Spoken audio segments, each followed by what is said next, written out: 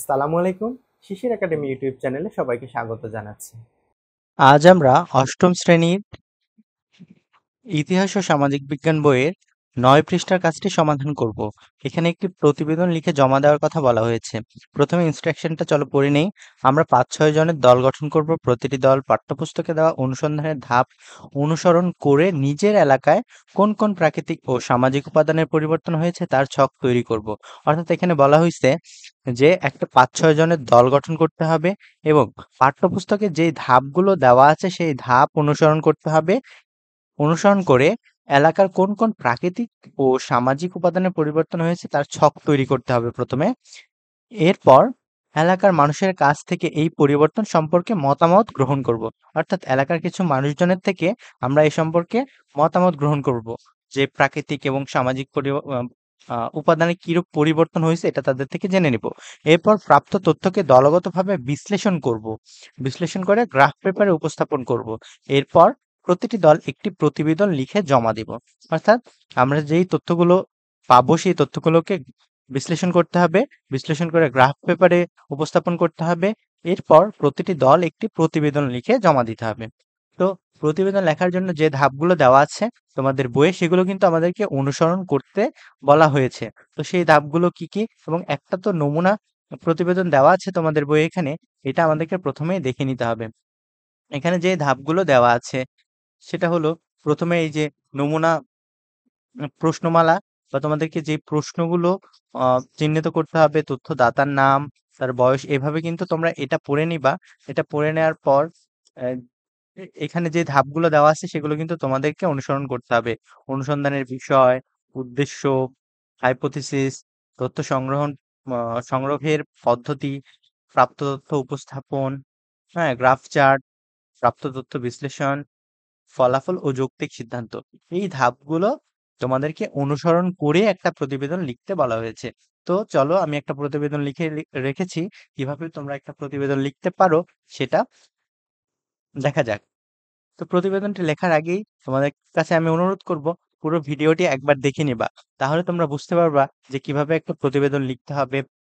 সম্পূর্ণ বিষয়টা তোমরা খুব ভালোভাবে বুঝতে পারবা। আগে একবার দেখে নিবা ভিডিওটি, তারপর তোমরা লেখা শুরু করবা।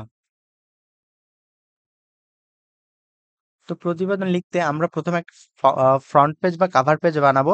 সেখানে আমরা প্রতিবেদনের নাম দিব। প্রতিবেদনের নাম আমার এলাকার প্রাকৃতিক ও সামাজিক উপাদানের পরিবর্তন বৈজ্ঞানিক পদ্ধতিতে অনুসন্ধান। তারপর প্রতিবেদকের নাম, অর্থাৎ আমরা যারা যারা মিলে এই প্রতিবেদনটা লিখতেছি করতেছি তাদের নাম। আমরা গ্রুপ ক দিয়ে দিলাম। আমরা যেহেতু ৫-৬ জনের একটা দল, তো আমরা গ্রুপ ক দিয়ে দিলাম। আর এই ক গ্রুপের অন্তর্গত যারা তাদের নাম আমরা এখানে দিব। আমি XYZ নাম দিয়েছি, তোমরা যাদের যা যা নাম সেই নামগুলো এখানে দিয়ে দিবা। তারপরে তারিখ, তারিখ দিলাম ১১ জুন ২০২৪ সকাল ১০ ঘটিকায়, অর্থাৎ যখন আমরা প্রতিবেদনটা পেশ করব সেই তারিখটা আমরা দিব। তারপর স্থান, স্থান হিসেবে তোমরা তোমাদের স্কুলের নাম বা এলাকার নাম দিতে পারো। আমি এখানে কুষ্টিয়া জেলা স্কুল, কুষ্টিয়া দিয়ে দিলাম। তো তারপর প্রতিবেদনটা, এটা আমাদের ফ্রন্ট পেজ কাভার পেজ গেল। এরপর আমরা প্রতিবেদনটা শুরু করব। আমাদের কিন্তু অবশ্যই বলা হয়েছে যে আহ পাঠ্যপুস্তকে যেই ধাপগুলো আছে সেই ধাপগুলো অনুসরণ করতে। তো আমরা সেই ধাপগুলো অনুসরণ করেই কিন্তু প্রতিবেদনটা করব। তো চলো দেখা যাক। প্রথম ধাপ আমরা নিলাম বিষয়বস্তু। বিষয়বস্তু কি? আমার এলাকায় প্রাকৃতিক ও সামাজিক উপাদানের পরিবর্তন বৈজ্ঞানিক পদ্ধতিতে অনুসন্ধান। এটা আমাদের বিষয়বস্তু। তারপর আমাদের উদ্দেশ্যটা কি? আমাদের উদ্দেশ্য দুইটা। আমাদের এলাকার ২০ বছরের প্রাকৃতিক উপাদানের পরিবর্তন নির্ণয় এবং আমাদের এলাকায় ২০ বছরের সামাজিক উপাদানের পরিবর্তন নির্ণয়। এখানে আমরা দুইটা উদ্দেশ্য নিলাম। হাইপোথিসিস কি? হাইপোথিসিসটা হলো একটা অনুমান। অর্থাৎ তুমি প্রথমেই যে একটা কাজ করতে যাচ্ছ সেই কাজটা সম্পর্কে তোমার প্রারম্ভিক একটা অনুমান। যে কাজটা করার আগেই তোমার একটা অনুমান যে কি হতে পারে, এটার ফলাফলটা কি হতে পারে। এটা ফলাফলটা হতে পারে আমাদের এলাকার সামাজিক সামাজিক ও প্রাকৃতিক উভয় উপাদানের পরিবর্তন ঘটেছে। তারপর তথ্যের উৎস এবং তথ্য সংগ্রহ। তথ্যের উৎস এবং তথ্য সংগ্রহ এই ২ টা ধাপ আমি একসাথে লিখলাম।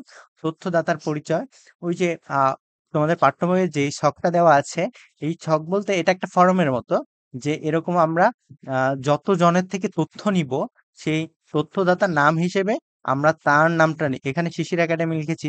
তোমরা যার যার থেকে তথ্য নিবা, রহিম, বরকত, শফিক, যার যার নাম থেকে মানে যার যার থেকে তোমরা তথ্য নিবা তার তার নামটা এখানে দিবা, তার বয়স দিয়ে দিবা, তার শিক্ষাগত যোগ্যতা দিয়ে দিবা এবং তার পেশা দিয়ে দিবা। এভাবে তোমরা এই ছকটা পূরণ করবা আহ তাদের তথ্যগুলো দিয়ে। এবং তারপর এই ক্রম হিসেবে তোমরা তোমাদের প্রশ্নর ক্রমগুলো দিবা। এখানে আমি আমার প্রশ্নের ক্রমগুলো দিয়েছি, 4টা প্রশ্ন নিয়েছি। 4 দুগুণে 8টা। 4টা হলো সামাজিক উপাদানের পরিবর্তন, 4টা প্রাকৃতিক উপাদানের পরিবর্তন। এখানে বলেছি আমি আপনার মতামতের উপর টিক দিন। এই ছকটা কিন্তু আমি তোমাদের বইয়ে যেরকম একটা ছক আছে সেটার আলোকেই তৈরি করেছি। 20 বছরে হ্যাঁ না, মানে সামাজিক উপাদানের পরিবর্তন 20 বছরে হ্যাঁ অথবা না, অর্থাৎ তার মতামতের উপরে হ্যাঁ হলে সে হ্যাঁতে টিক দিবে, না হলে সে নাতে টিক দিবে। এটা প্রাকৃতিকের, এটা সামাজিকের। তো বাড়িঘর এর ধরন, বাড়িঘরের ধরন কি 20 বছরে পরিবর্তন হয়েছে? সে যদি হ্যাঁ দেয় তাহলে এই যে হ্যাঁতে টিক দিবে অথবা নাতে টিক দিবে। রাস্তাঘাটের পরিবর্তন হ্যাঁ অথবা নাতে সে টিক দিতে পারে। তারপরে স্কুল কলেজের সংখ্যার পরিবর্তন হ্যাঁ অথবা নাতে টিক দিতে পারে। তারপরে মসজিদের মন্দিরের সংখ্যা হ্যাঁ অথবা নাতে টিক দিতে পারে। তারপর গাছপালার সংখ্যা, এগুলো প্রাকৃতিক। নদী নালার পরিবর্তন, জনসংখ্যার পরিবর্তন, পশু পাখির পরিবর্তন। এভাবে তারা কিন্তু তাদের ইচ্ছা মতো তাদের যেটা মনে হয় সেটাতে তারা টিক চিহ্ন দিয়ে এই ফর্মটা তোমাদেরকে আবার ফিরিয়ে দিবে।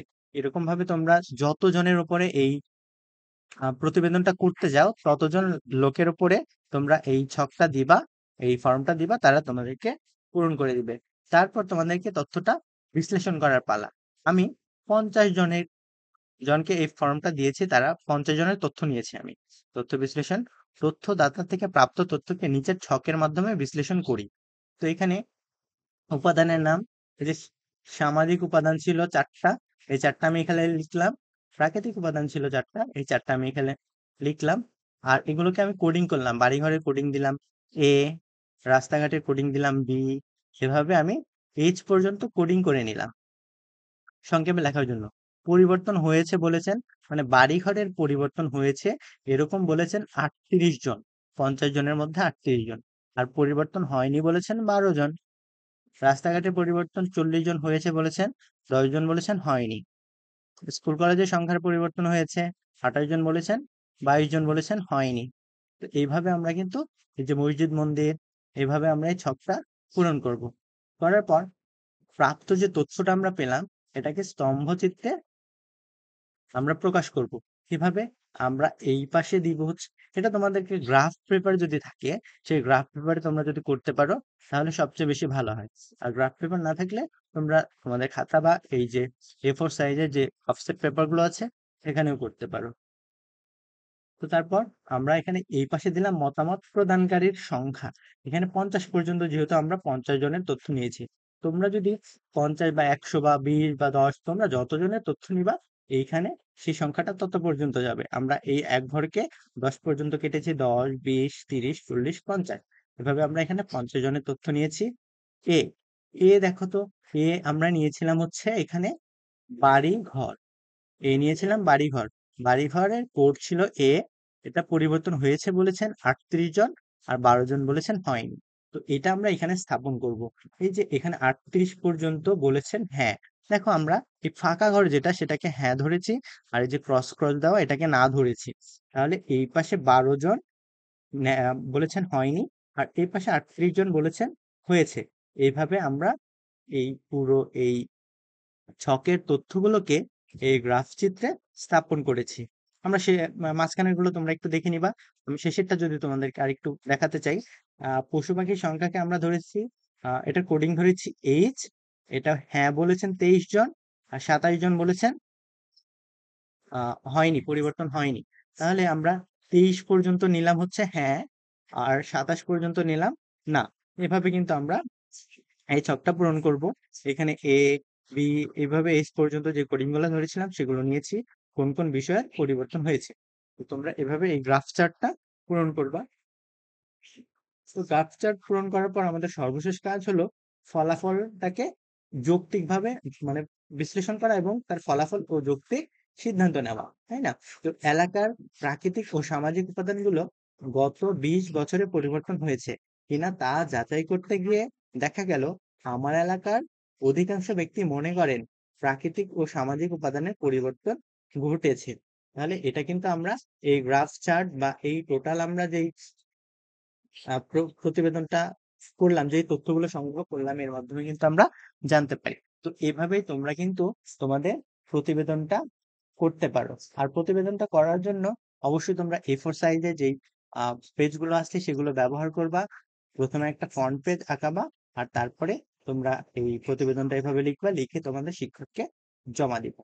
তো সামনের ক্লাসে এখানে আমাদেরকে আহ নিচে বলা আছে প্রতিফলন ডায়েরি করতে বলা হয়েছে। তো একটা প্রতিফলন ডায়েরি আমরা তৈরি করব। সামনের ভিডিওতে সেটা দেওয়া হবে। আজকের ভিডিও এমনিতে অনেক বড় হয়ে যাচ্ছে, তার জন্য আমরা সামনের ভিডিওতে এই কাজটা করে দিব। শিশির একাডেমি ইউটিউব চ্যানেলে প্রতিনিয়ত শিক্ষামূলক বিভিন্ন ধরনের ভিডিও, বিভিন্ন ক্লাসের অ্যাসাইনমেন্ট, মূল্যায়ন, ছক পূরণ, বাড়ির কাজ ইত্যাদি আপলোড করা হচ্ছে। তোমরা যারা চ্যানেলটিকে ইতিমধ্যে সাবস্ক্রাইব করেছো তাদেরকে অসংখ্য ধন্যবাদ। যারা এখনো চ্যানেলটিকে সাবস্ক্রাইব করোনি তাদের প্রতি অনুরোধ রইল চ্যানেলটিকে সাবস্ক্রাইব করে বেল আইকনটি